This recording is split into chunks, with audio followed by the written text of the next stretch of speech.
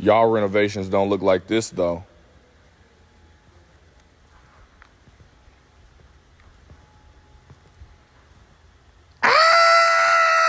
Yo, I say, want to get some money? You should come and play for LSU down South Hollywood. You can be like Angel too. Pull up like Mikaylah. This is 30. I just gotta wave it. Really, y'all should thank us. We the ones to up the score on Caitlin. No, what up though, man? Shout out to everybody tuning in. Appreciate y'all, man. We hit 1K. And the season almost here, man. We ain't got too long left. We hear a lot of y'all out there talking about LSU need to get in the gym. Y'all mad Angel at the ESPYs winning Breakthrough Player of the Year. Y'all see the Amazon commercials make you even more mad. Now it's speculation that the team, they ain't cool like that. It's just a lot of rumors going on. But like I keep telling everybody, man, just get your popcorn and get ready to enjoy the show. All I want to know if you got your popcorn ready. Aneesah just arrived at the PMAC. School start with the first week. It's like the class start the 21st. So students will start really getting there August 13th through the 20th. That's welcome week. And the season start November 6th against Colorado. And for me, man, I feel like people just making it too much of a big deal about them not being in the gym together right now. Like, for one, that's a myth because LaZhia has been in there with the freshmen. I got the one-on-one drills video. I throw that up. I seen LaZhia look. You can tell that she's been working. Like, even before she showed up on campus, you can see the development in her ISO game and going to the left. Mikaylah looks noticeably to have more bulk on her. Like, it's going to be real tough if she's playing guard because she can drag you in the paint and just bully ball all day, go over the top, post you up. I mean, even if you are her size, you're not going to be as strong as her. I think she might be, it's between her and Aneesah, between the strongest players on the team. But I also been here and talk like we done took a step back or something. Like it's like what y'all drinking, man? Y'all got to be. I don't know if people out there trolling. I be seeing this on Twitter, YouTube, and I'm like, man, they got to be, they got to be joking. Cause I love Alexis, I love LaZhia. We appreciate what Carson did, but when you talk about peak Aneesah, we ain't. Last year, we understand she had a bigger role, bigger usage rate. I want to say around 37%. Her freshman year for me was her best season, and she only had a usage rating of 30%. She was only taking 16 shots a game, whereas last year she was taking 24 shots and expected to guard bigs, grab rebounds, block shots. Still, it's like, come on now. You got to understand situations. And when you put great players, like a great player like her freshman year, she was top 4 in PR. She had like a 40-something PR. I want to say she was number 3 exactly. When you put that around Angel Reese, who arguably could have won Player of the Year, when you put that around Mikaylah Williams, who's arguably, I think right now, because of what we seen, peak Aneesah is the best player on the team. I mean, it's real close with her and Angel, but because Aneesah can stretch the floor, she's very good. She's good in the mid-range. She's working on her 3. I've seen a lot of criticism about her 3, but you got to understand when a player, like I hear a lot of people saying, Angel need to shoot. We see the same thing in the NBA with Ben Simmons. It's like you can't get mad at these players when they're going out trying to improve, and the only way you can improve is in a live game situation. So if she's going out there, go from season 1 to taking 63s to season 2 to taking 209, it's not and especially when you talk about all of her responsibilities, it's not bad if she's shooting in the mid-20s. She's still learning how to develop that part of her game, and that's part of the process. And that's and another thing, speaking of Ben Simmons, like, you saying, like, we want to see all of them in the gym. And even before they was working, y'all was trying to act like they wasn't in the gym at all. We see Ben Simmons shooting jump shots every offseason.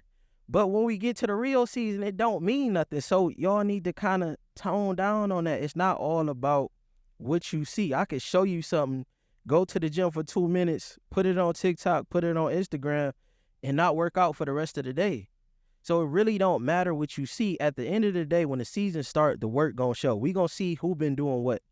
I think it's good for Angel to take as much time off as possible, because I had posted a short of Haley, and she was talking about how basketball just consumed her life at one point because that's the only thing that she was focused on, and it can become overwhelming. And I think the same thing for Angel, coming off this high of the national championship. You finally getting, a healthy season. You getting around a coach that understands who you are, that's accepting of that. You getting around the right team and the right players. Y'all win a national championship. The controversial ending with Caitlin Clark. You all over TV, NIL everywhere. You had to go to the America Cup. Like, she's really just getting time to depress. Remember, she went right from winning the championship almost straight to the Olympics, to the America Cup. So give her some time to enjoy her time with her boyfriend. She's in a relationship right now. She's balancing that on top of the business stuff outside of basketball. In the big picture, she's growing the sport. So it's not a bad thing for her to be taking time away. Her at the Orioles game doesn't hurt the game, do it? No. So, and most of y'all talking, y'all don't care about LSU coming. Y'all really don't want to see that. Like, what y'all asked them for, that's not what y'all really want. Y'all just looking at something to pick at. The same way a lot of people last season. See, I done heard all this before. I heard last season when people were saying, well, their grades, what about their grades? And, oh, they're not good enough. Oh, that's fool's gold, man. They're not playing nobody. Like, who cares about, they're not going to be any threat. Like, I heard everybody saying every little thing y'all was complaining about. All fan bases was hating on Angel, hating on LSU, hating on Kim Mulkey. But for me, I'm not really worried about it. I think they have the right coaching staff. I think for Coach Mulkey, she's key, and Reeese too. Reeese, because he speaks the language of all the young players, and he also speaks Kim Mulkey language. And I think what makes Kim Mulkey so special is she's open-minded. She's not closed off like a lot of older people. Like, they'd be set in their ways. Like, if you be around some old people that smoke, they be stuck on that Reggie. All that. I don't want none of that exotic stuff. Give me that Reggie. Or they don't want to get on the internet. Oh, y'all just look at that internet, and, they talk about it like it's some bad thing. And I see the same thing with people right now talking about the LSU situation. Like, they need to build It's a new time. Kids don't even play games in the same house no more. Like, everybody's playing online. It's a new era. You build chemistry. A lot of people's best friends, they know from Instagram. They know from Twitter. They know from some type of social media, and they might have only met a few times. So it's just a new era. Trust me, they're FaceTime. We see them interacting on IG and Twitter and everything else. So just understand that's all going to come together. I just feel like when it does come together, LaZhia and Angel has to set the tone for everybody else.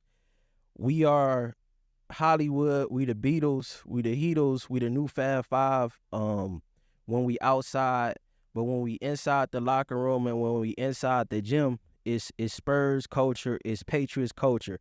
Whatever Kim Mulkey say, LaZhia, Angel need to be the first. Y'all have to set the tone for everybody else, because just like Tim Duncan gave that respect to Pop, and just like Tom Brady gave that respect to Bill Belichick, if they see you guys doing it, it's going to be easy for everybody else. One goal is for everybody to get better, and ultimately, if everybody's clicking, like what happened last year, it's very possible that y'all can win a championship.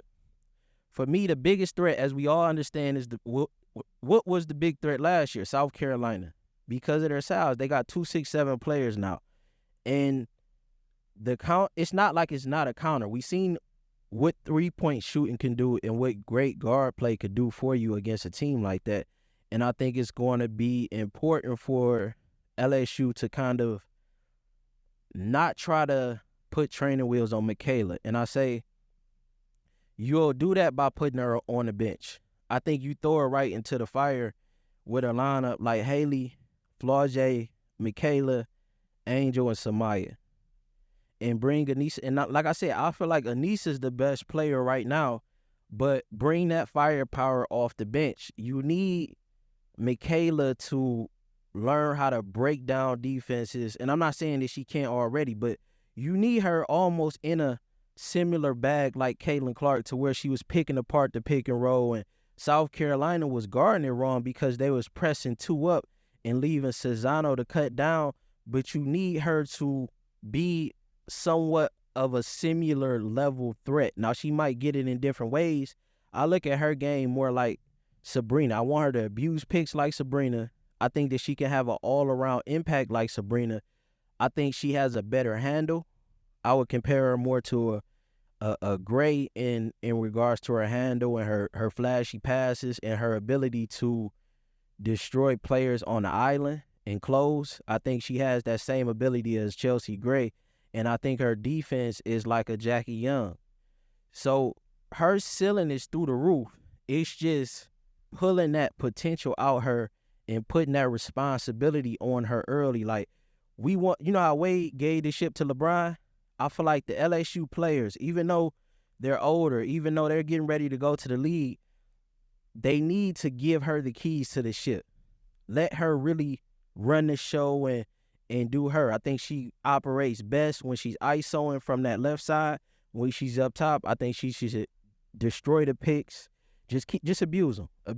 Come this way, come that way. Mid range. I also want to see Angel. See, I wouldn't be mad. I think the death lineup is when you put Aneesah in, because now you have Angel pretty much in the paint and everybody else on the outside. So you have Haley, Mikaylah, Aneesah, and Angel.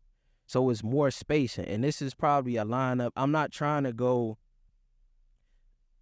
match up like Adele Rosario. I don't think she's athletic enough for South Carolina. Like, she's big, but she kind of like has a jog up and down the court. And I think of Camilla, as we seen in the Brazil versus USA game, she'll be burning her up and down the court. And she's still going over the top. I don't think she's a legit 6'6". I think she's about like 6'5". And the builds aren't the same. Like, Camilla has that long build, whereas Del Rosario has that stocky build. So I don't think in that matchup that helps too much. And we seen Camilla still get off against Samaya. Camilla gonna get hers. She was getting hers against Iowa. You just have to have a style to where you hitting enough shots from outside and you're playing at a fast pace. South Carolina's big and athletic at almost every position. They have shooters now, so it's just a different type of smoke. That first matchup, I think we might lose, but it's just downloading what you need to download from that first matchup and being ready by the championship if they make it. So as far as lineup, that would be mine. Haley, Flau'jae, Angel, and Smith. And the death lineup is when you put Aneesah at the 4 and Angel at the 5. I don't think you lose nothing with Aneesah, because last year, LaZhia, she only had 28 blocks, and that was her most. Aneesah had 42 last year, and like I said, I felt like her freshman year was her best year, and she was a finalist for Defensive Player of the Year. She had 60 blocks, and last year she had 87 steals, and LaZhia had her most steals last year at 40. Aneesah had 8.7 defensive rebounds a game. LaZhia only had 3.3. LaZhia, now she did have a higher defensive rating. She had 86.3, and Aneesah had an 87.2. But prior to last year, LaZhia was 95.6 and 97.2. So when you play around other great defensive players, which LSU pretty much had a whole team, everybody in the 80s outside of Angel, I want to say she was at like 75, it's going to have an impact, because you're going to have more energy, and they have so much talent that they don't have to play heavy minutes. They'll probably go about 9 deep, along with Aneesah off the bench, bringing Poole, Del Rosario, and last tier Poa. So it's just going to be a lot more energy for Haley Van Lith, and a lot more energy for Aneesah. And what else? I heard, oh, yeah. And I had put this up, too. Haley, she did. Now, with her and Alexis, it's close. Like, they both attack that mid-range, but I think you get a added off-ball pressure that wasn't there with Alexis. And also, in the tournament, like, Alexis did have a higher shooting percentage during the regular season, but in the tournament, Haley shot 29.2% from three. Alexis only shot 14% from three. Haley shot 54.2% from two. Alexis shot 47.3% from two. And from the free throw line, Haley shot 81.5%.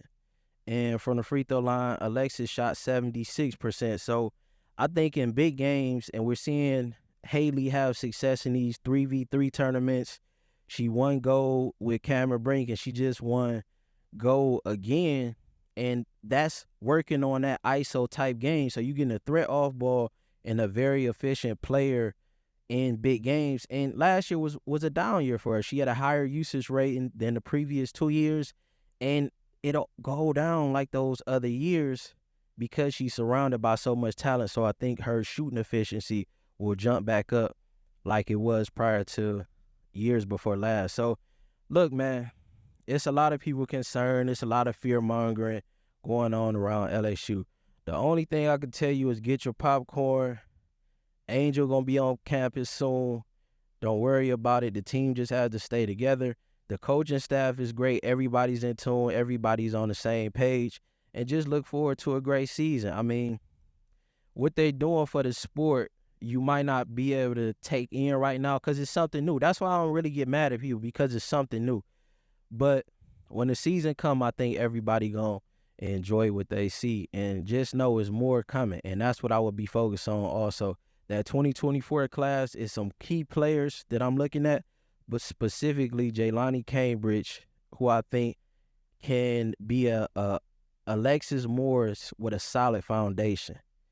And Kate Koval, she gives you that size, but she's a bit more agile, and I think she has a deeper bag than Del Rosario. Now, I do like Del Rosario. I think she'll be when her shot is developed consistently, it's there, but I just have to see it be consistent, and she just gets fluent in the paint, and I think that'll come over time. But as far as being ready next year, I feel like Mikaylah is ready right now. It's just a matter of, is Mulkey going to give it a rock? You guys let me know what you think. And for everybody else, like I said, just get your popcorn. Outside of South Carolina, hamburgers and pancakes. Everybody food. I'm out.